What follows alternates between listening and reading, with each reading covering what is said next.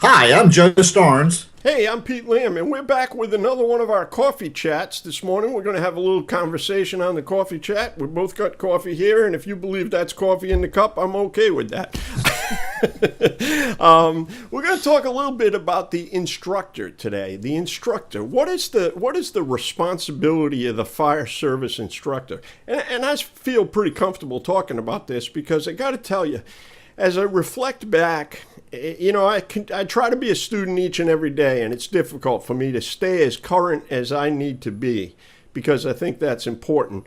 And as I look back, I'm reflecting on the fact that I probably have taught people some things incorrectly.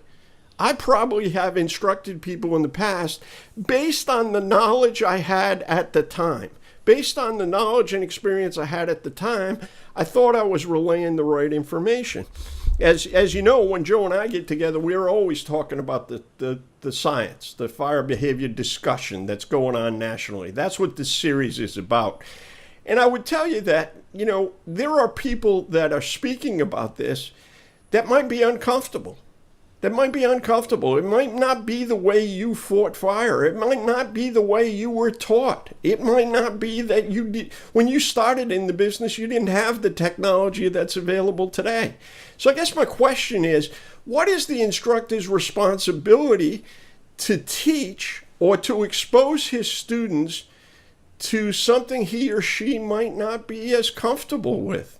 What do you think about that, Joe? Well, Chief, you and I have spoken quite a bit about this, and they really haven't called us to ask us what the solution was. But here's my take on the issue at the moment. I resonate with what you said. I taught for several years, many years, matter of fact, and I was pretty much thought I was right. I was righteous on my podium. I was there teaching. What worried me today was I thought I was right then. Am I right now? So there's this piece of that's missing, I think, and I think it's mostly freelancing. I think what instructors have to be aware of is simply taking their experiences and driving that context into something that's larger than who they are or the audience they're talking to. I know I have that issue a lot. I'm very focused on minimum staffing, a volunteer system that I live and work with every day. I want the best for them and their safety. So my passion is around that. What I have to say probably wouldn't entertain anybody from a metro departments, for instance, the big ones, Phoenix, Chicago, New York, LA, whatever. But in the same breath as an instructor in the classroom, there's so much freelancing. There's so much, well, let me tell you what this stream does. Let me tell you what, you never use this, or someone saying don't use a thermal imager on a 360 simply because you will over focus and you won't. Those are all opinions. There's no fact to that, and you got to be careful. Just because you got a PowerPoint slide, especially one you wrote yourself like I do, that doesn't make me the authority. So freelancing is a big deal, Chief. Yeah, I agree, and I think it's difficult. I would say the bane of any fire instructor today. I think it always was, but I think today it's even magnified more, and that is this. If you're standing in the classroom, be very wary and think twice before you say the words always or never. I think that's a big deal, and I think that we do it a fair amount. Now, I'm all for recounting a personal experience that went well or that went bad. Because I think that students can learn from that. And I'm not suggesting you don't do that. I think you do. But I think listen, I'm a human being with as many faults as a battalion full of Marines. I got as many faults as more people.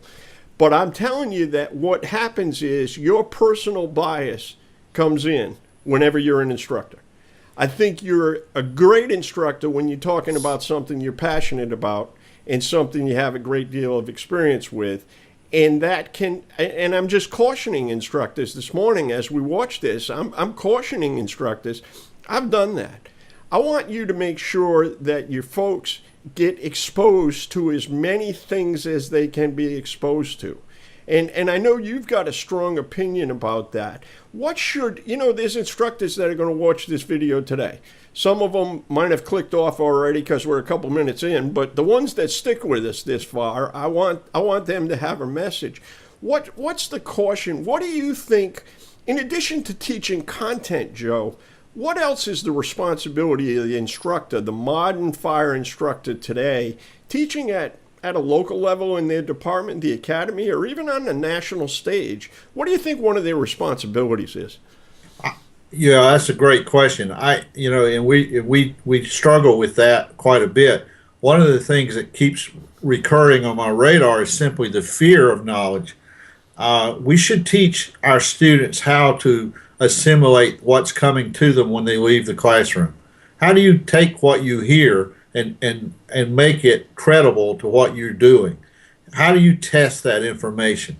How do you tell if that is if that's a costume piece of information or if that's the real deal? And that whole ability to tell them how to test information and how to apply it and how they test what I just told them.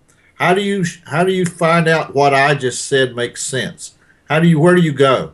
I think one of the cautions has to be is, you can read social media all you want to, and you should, but you ought to limit that like candy. You ought to limit just general dialogue to a certain amount of your day, and you ought to fine tune that to what ones that some new and some old, and to get a variety. But you ought to have some credible sources, some research areas, something that tells you the science. It doesn't mean the science is directly applicable to where you are, but the science is the science. If you step off a tree limb, it's gravity. It's like I had a boss one time that says I would try to want things to change, and she would look at me and say, "Joe, that's just gravity." In other words, I wasn't going to change it. So physics is physics. Science is science. Sometimes we learn more about it than we used to know. And my favorite line is that same boss said, "I didn't lie to you, the truth changed." And I think what we taught in the 80s is the truth has changed. I think the heat release rate is higher. It's not that the physics changed, it's the same fire behavior. And a lot of the experts will tell you that. It's not, they'll tell you it's not extreme fire behavior, it's fire behavior. I hear officers say, "Well, the fire surprised us." I don't really know how the fire would surprise you. I think it surprised the tactic. I don't think it surprised the process. I think the physics were the same. So at the end of the day, you got to teach people how to test the information against the context and how to apply new information. I think that's a piece of it. And that would teach them how to test and apply what you just told them as an instructor. That's got to come with the classroom. That's got to be the premise of the front end. More importantly, it's got to be the premise of the instructor. It'll come through in the classroom if they learn that way. Yeah, I agree. It's teaching people how to learn and teaching people how to make decisions. The other thing that I think that the modern fire instructor today needs to know is this.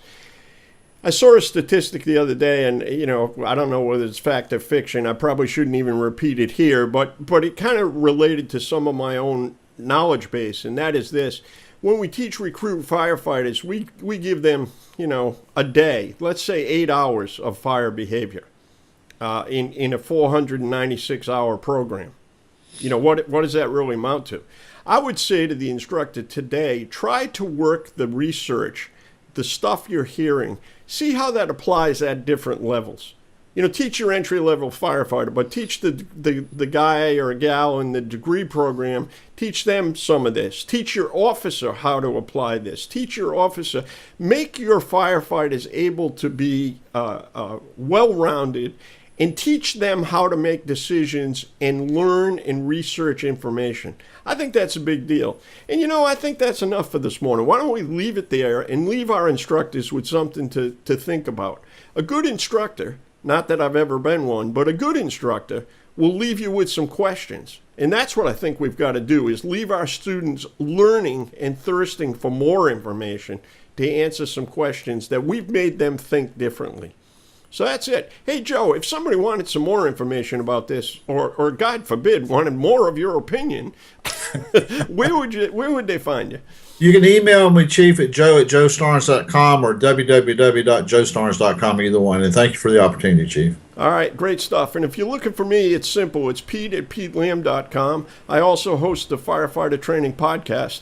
And if you haven't figured this out yet, if you need Joe and I to come into your department, either in real life or virtually, we'll come and have this discussion with your personnel. Contact either one of us, and we'd be happy to do that for you. Stay thinking until we talk again. Take care. Bye.